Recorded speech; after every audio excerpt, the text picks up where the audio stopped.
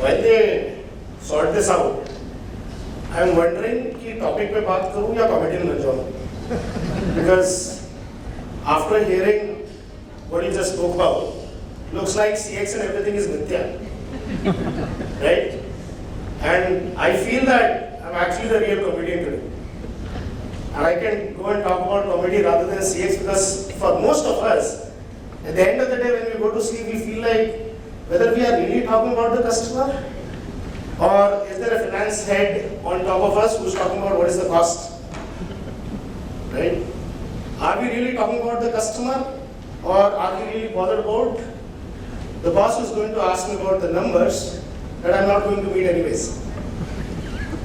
Am I really bothered about the customer or I'm actually bothered about who is going to piss me off with the most disastrous comment on social media, right? And then I sometimes even think and ask, what am I doing in this space? I better be a comedian, right? So, after doing all these work in about last 15, 16 years, I realized that we are all into a business, right? And when I say business, business means making money, right? And in that entire business, there is somebody who is supposed to be taking care of the customers. While the CEO talks about it, CFO talks about the same thing.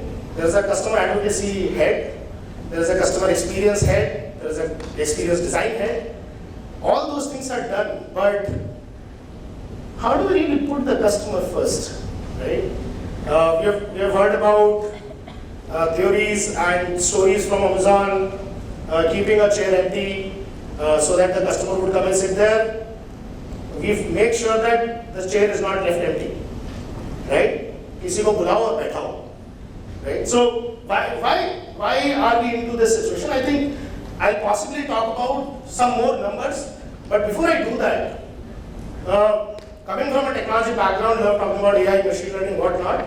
Many of you even build it. I was traveling to the US, United Airlines, about 5-6 years back, and they had deployed the best-in-class technology, voice bot, right? And with no offense to anybody who's selling it, we also sell it. Okay? It took me 40 minutes to find a human being because मैं ठहरा देहाती हिंदी अंग्रेज and United Airlines expected that I will be speaking to them in their accent. Now, where is the customer in this entire journey, right? And I was about to take off and I realized that I would not be able to take the flight that I had to, but it took me 40 minutes to reach to a human being. Ended up knowing that I cannot do anything with that change, right? Is that really customer experience that you want to talk about? Yeah. So, we looked at some of the figures, some of the numbers, and these are just some numbers here, okay? And I'm sure that all of us have spoken, seen, read, attended conferences, discussed over tea, coffee. Huge market, huge amount of money being lost. Again, huge market, right? Despite spending so much money, why there is so much of loss? If the market is so huge, if you are spending so much money on technology, why are we not making money and why are we losing customers? What exactly is customer expecting? And all of us know that whenever we are delivering a service, we feel that we did phenomenally well. Only the customer comes and tells that that was not good, that was not par, right?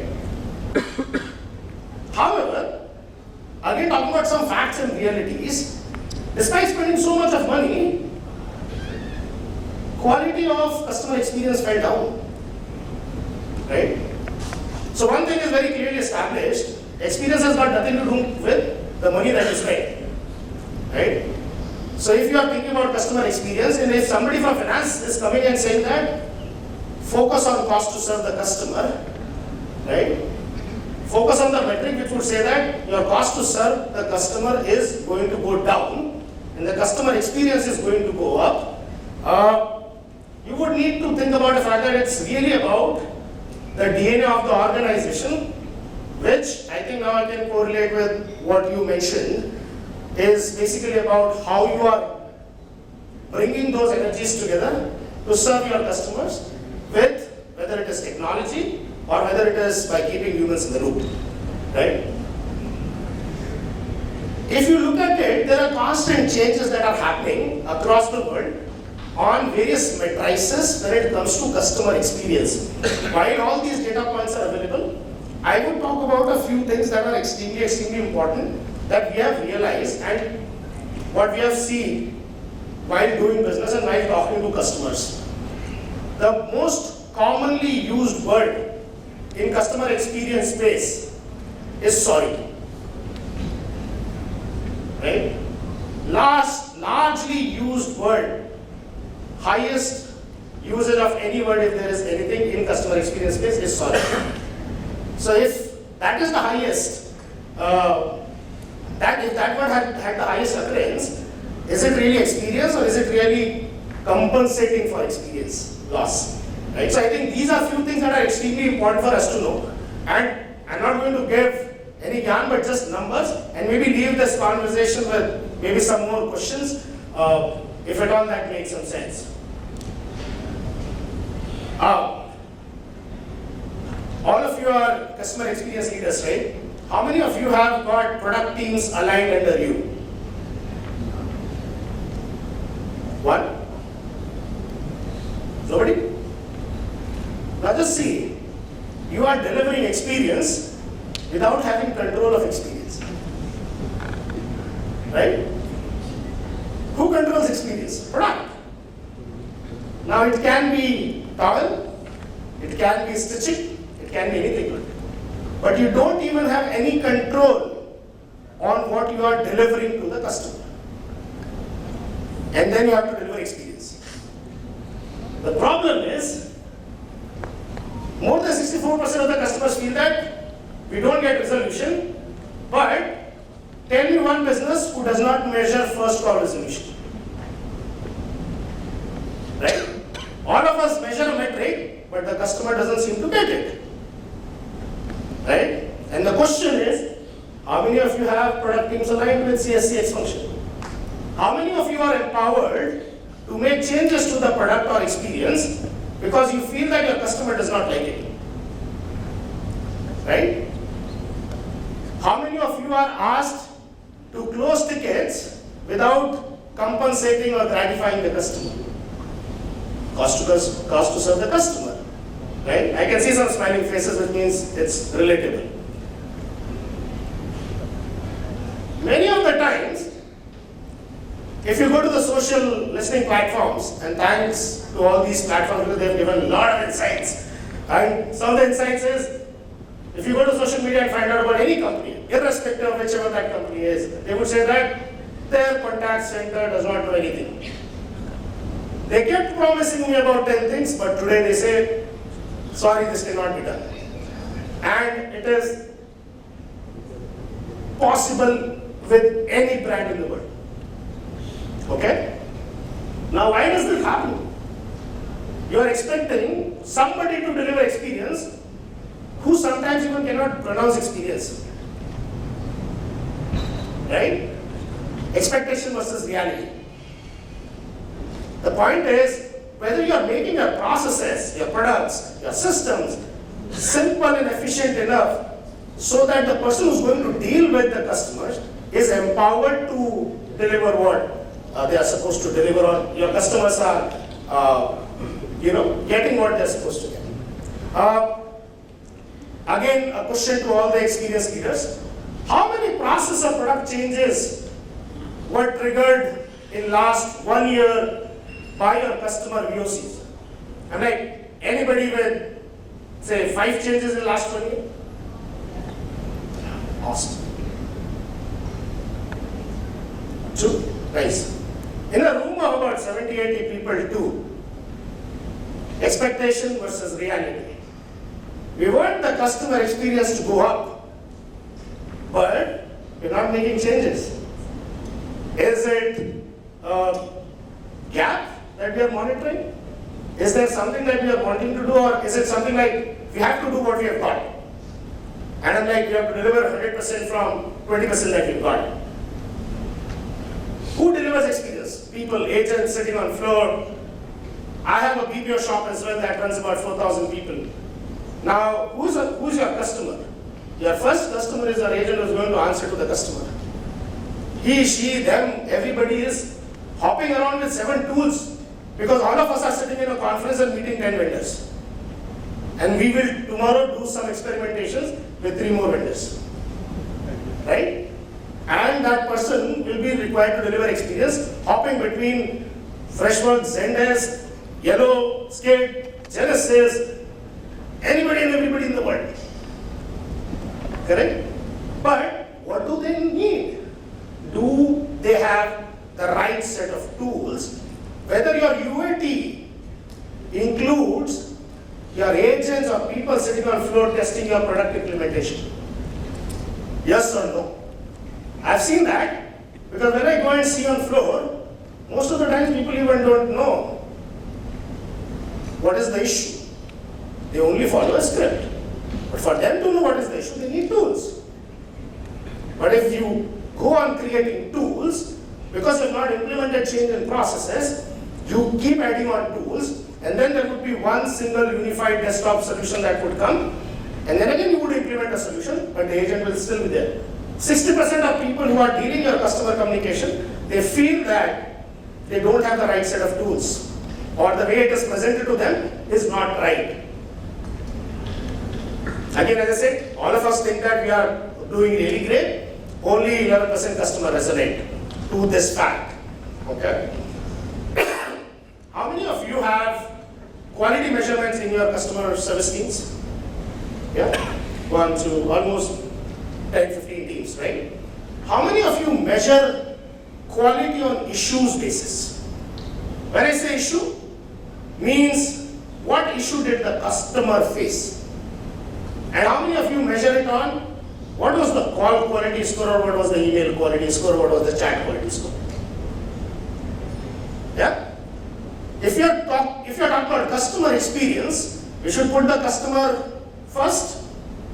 What is the customer's problem? Is customer's issue you not being able to take the call right?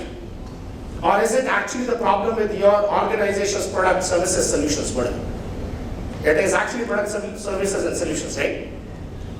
And then you talk about seamless transition from one channel to other, how the customer is dissecting through the journey.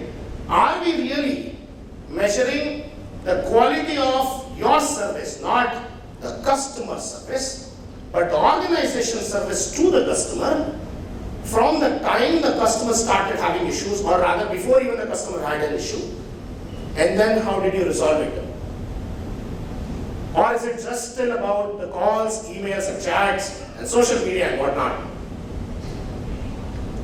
I think it is high time that if you are really talking about customer experience, we put customer at center and say that everything else will follow.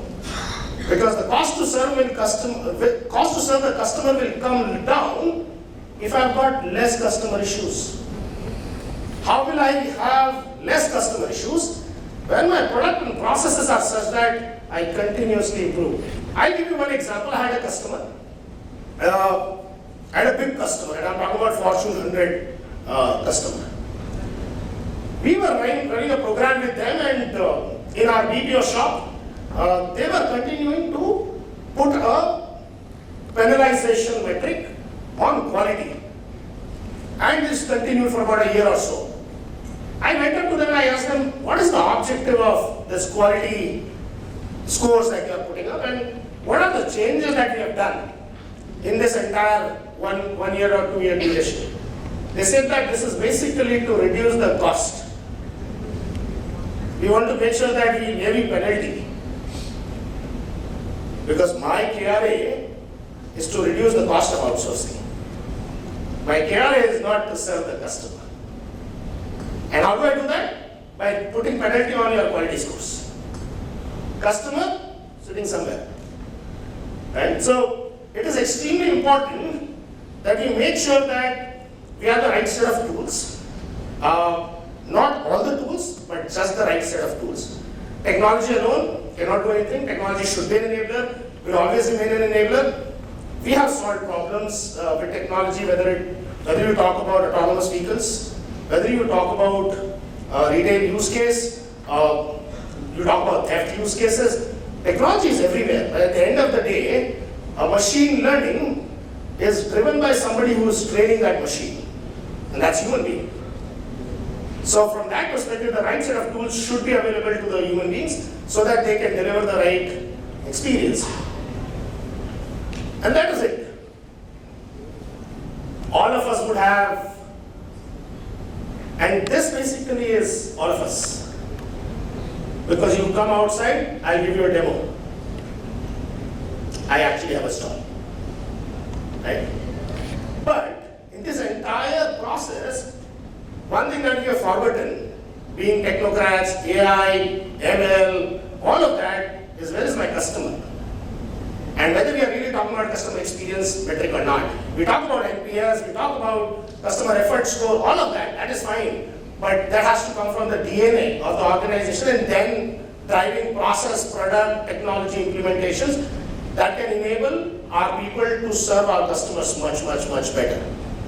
Now, whether it is automation, whether it is customer service, whether it is somebody talking on phone, or whether it is somebody just streamlining a process for technology and putting up a bot. So I think all of us will have to think through the fact that this is an output metric. The input metric is actually in the previous slide. Right? And these are some of the things that we need to understand and ask. So if I were to be a customer experience leader, my first metric would be how many product and process changes did I bring in the organization in last 1 year, rather than how many contact center resources did I deploy or what was my CSAT score, because CSAT is an output metric. The input metric is here. Take a ease of usage score from your people sitting on shop floor. Right? How did you find it, whether it is a tool or B tool or C tool, to use? Right? That will make sure that the output metrics are in place. And we have seen that happening, and I'm sure that when you implement it, you will also see it happening. That's it. So thank you so much for being patient and listening to me. And I'm glad that I did not end up doing comedy. Thank you.